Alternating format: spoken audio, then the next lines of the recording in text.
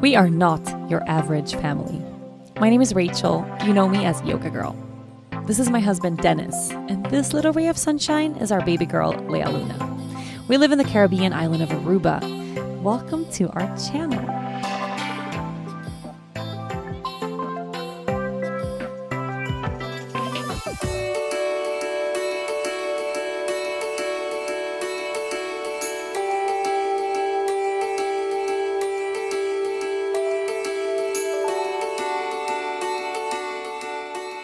Hi everyone, this is Rachel, and right now I am sitting on my yoga mat in one of my favorite places to practice in my house.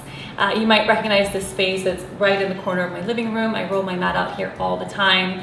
I share a lot of yoga videos, me and my baby and the dogs, just practicing and hanging out on the yoga mat right in this place. A question that I get all the time that I want to answer today is, how do you start up an actual yoga practice? If you're brand new to the idea of yoga, you're interested in it, you've heard good things about it, and you're just wondering, what are the first steps that I take? How do I start up a yoga practice? How do I become a yogi? Here are my top tips just to kind of get you started and get you going, because yoga is such a life-changing practice and it's something you can really keep with you for the rest of your life. Step number one is going to be take a yoga class. It sounds really simple. There's so much to choose from these days. Take a yoga class. You can start in any shape or form that just fits you and your lifestyle. So if you don't want to leave your house, you want to take a class at home, there's a ton of options for you right now thanks to the miracle of the internet. You can just Google search or YouTube search a yoga practice or a yoga class and find a beginner's yoga class right here on YouTube. I have a platform called 108.com. I have a ton of beginner classes on there. There's so many free classes and so many amazing classes out there that you can just try if you're just starting out for the very first time at your house. And actually, if it's your very first class, you don't even really need a yoga mat, so don't worry about that. Just take your socks off so that you're not slipping. You can be on a hardwood floor or tiles or whatever, just for a first class, especially if it's a beginner's practice, it should be fairly gentle.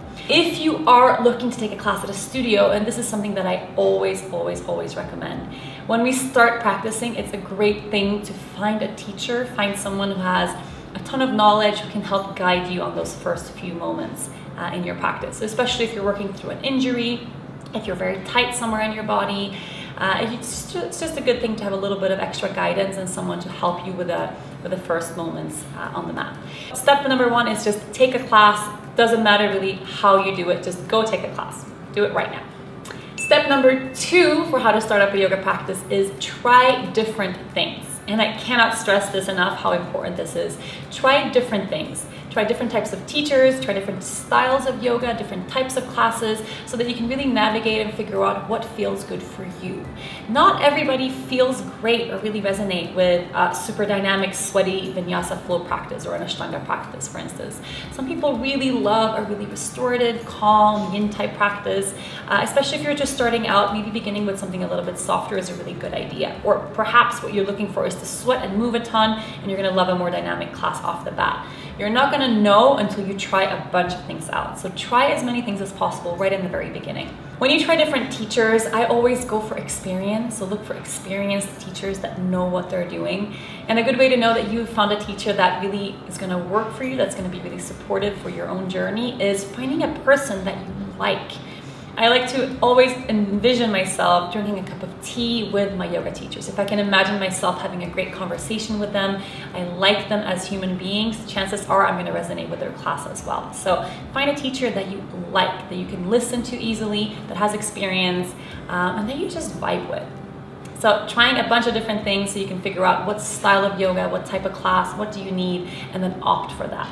So step two is just try a lot of different classes, styles, teachers, so that you really can find what resonates with you, and then stick with that for the beginning. Step three for how to begin a yoga practice is get a yoga mat.